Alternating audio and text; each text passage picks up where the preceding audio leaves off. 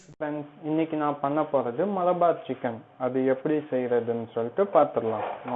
அடுப்பில் வச்சுட்டு பாத்திரத்தை பற்ற வச்சுட்டேன். நான் யூஸ் பண்ணுறது மண் சட்டி யூஸ் பண்ணுறேன். மண் சட்டி வந்துட்டு ஹீட் ஆக கொஞ்சம் லேட் ஆகும். அது வரைக்கும் நம்ம கொஞ்சம் வெயிட் பண்ணணும். அதுக்கப்புறம் நான் இந்த ரெசிபிக்காக யூஸ் பண்ண போகிறது தேங்காய் எண்ணெய் யூஸ் பண்ண போகிறேன்.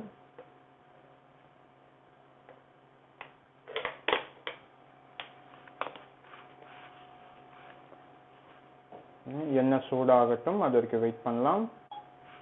எண்ணெய் சூடானதும் ஒரு ஸ்பூன் கடுகு,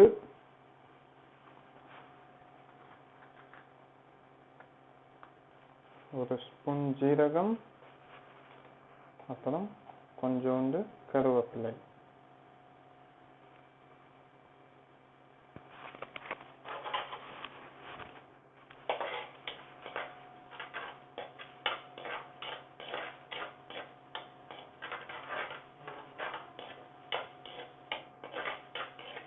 இதெல்லாம் நல்லா ஃப்ரை ஆகட்டும். கடுகு இதெல்லாம் நல்லா ஃப்ரை ஆயிடுச்சு. இப்போ வந்துட்டு வெங்காயத்தை ஆட் பண்ணிக்கலாம். ஒரு வெங்காயம் போதும் இதுக்கு.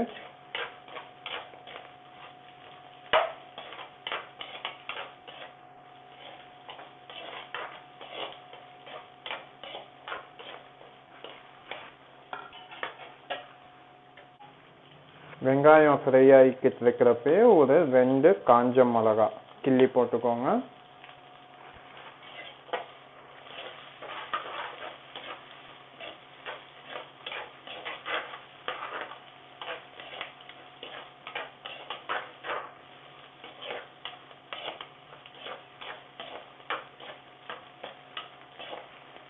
வெங்காயம் வந்துட்டு நல்லா ப்ரௌனிஷா ஃப்ரை ஆகணும். அது வரைக்கும் ஃப்ரை பண்ணணும்.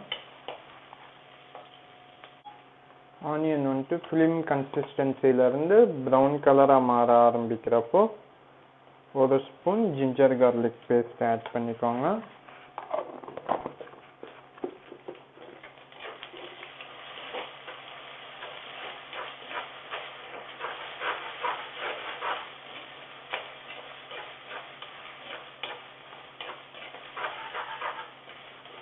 ஆனியன் வந்துட்டு இது நல்லா ஃப்ரை ஆகணும்.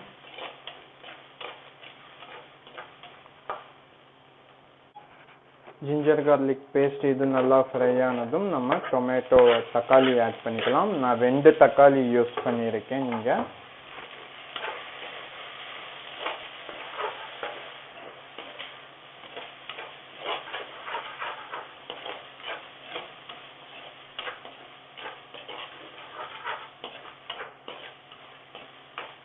தக்காளி ஆட் பண்ணதும் இந்த ரெசிபிக்கு தேவையான உப்பையும் ஆட் பண்ணிக்கலாம்.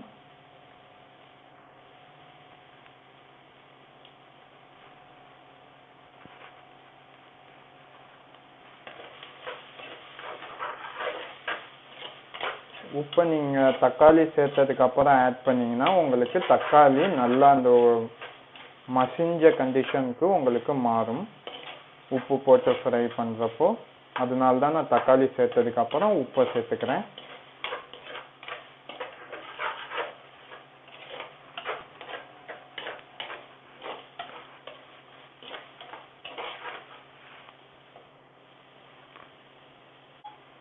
இப்போ தக்காளியோட ராஸ்மெல் போயிருச்சு. ராஸ்மெல் போனதுக்கு அப்புறம் நம்ம இந்த ரெசிபிக்கு தேவையான மசாலாஸ் ஆட் பண்ணிக்கலாம். இதுக்கு ஒரு ஸ்பூன் சில்லி பவுடர், அப்புறம் 1½ ஸ்பூன் கொரியண்டர் பவுடர் தனியாத்தூள், அப்புறம் ஒரு 1/2 ஸ்பூன் கரம் மசாலா, அப்புறம் ஒரு 1½ ஸ்பூனுக்கு இது chilli pepper powder, black pepper நம்ம போட்டு மிக்ஸ் பண்ணலாம்.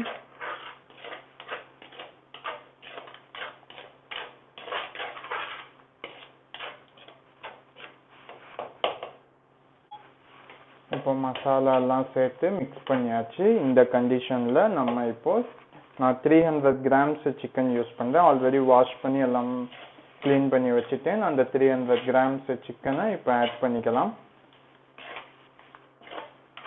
இதோட எக்ஸாக்ட் குக்கிங் டைம் வந்துட்டு 20 மினிட்ஸ் தான். நீங்கள் ஸ்லோ ஃப்ளேமில் குக் பண்ணாலுமே உங்களுக்கு 20 மினிட்ஸில் வந்துட்டு சிக்கன் ரெடி ஆயிடும்.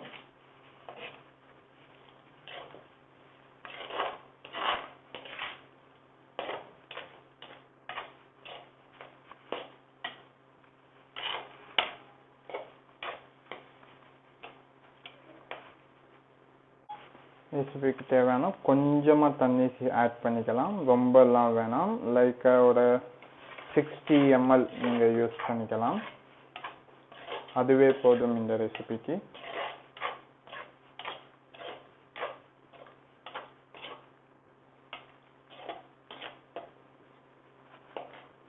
நல்லா மிக்ஸ் பண்ணிவிட்டு ஸ்லோ ஃப்ளேமில் வச்சுட்டு நீங்கள் ரெசிபியை க்ளோஸ் பண்ணிடலாம்.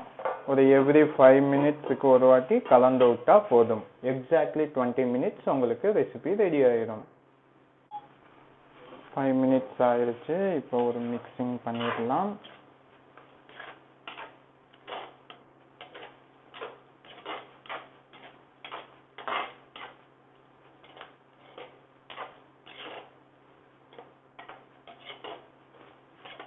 உங்களுக்கு கிரேவி கன்சிஸ்டன்சியில் வேணும்னா நீங்கள் இது இன்னும் கொஞ்சம் வாட்டரை கூட ஆட் பண்ணிக்கலாம். உங்களுக்கு ட்ரை கிரேவி கன்சிஸ்டன்சி வேணும்னா நீங்கள் சேம் கண்டிஷன்லேயே ஊற்றலாம்.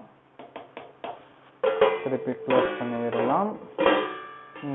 அடுத்து இன்னொரு 5 மினிட்ஸுக்கு அப்புறம் திருப்பி வந்து ஓப்பன் பண்ணுவோம்.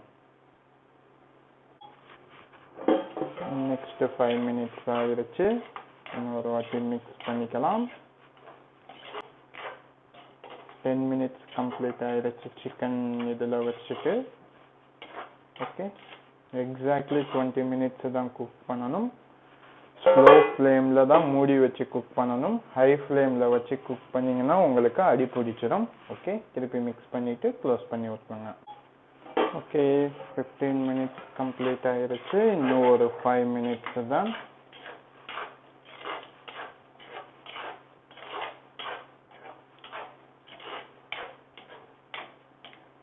இன்னும் ஒரு 5 மினிட்ஸ், அதுக்கு மேலே குக் பண்ணிடக்கூடாது. ஓகே, க்ளோஸ் பண்ணிவிட்டு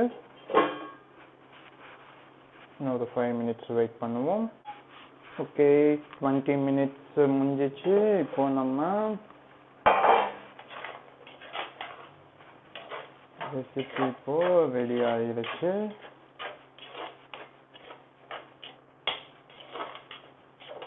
நான் செமி கிரேவி ஸ்டேஜில் ரெடி பண்ணியிருக்கேன் இதை. ஓகே, கொஞ்சமாக அப்படியே கோரியண்டர் லீவ்ஸை தூவி விட்டுட்டு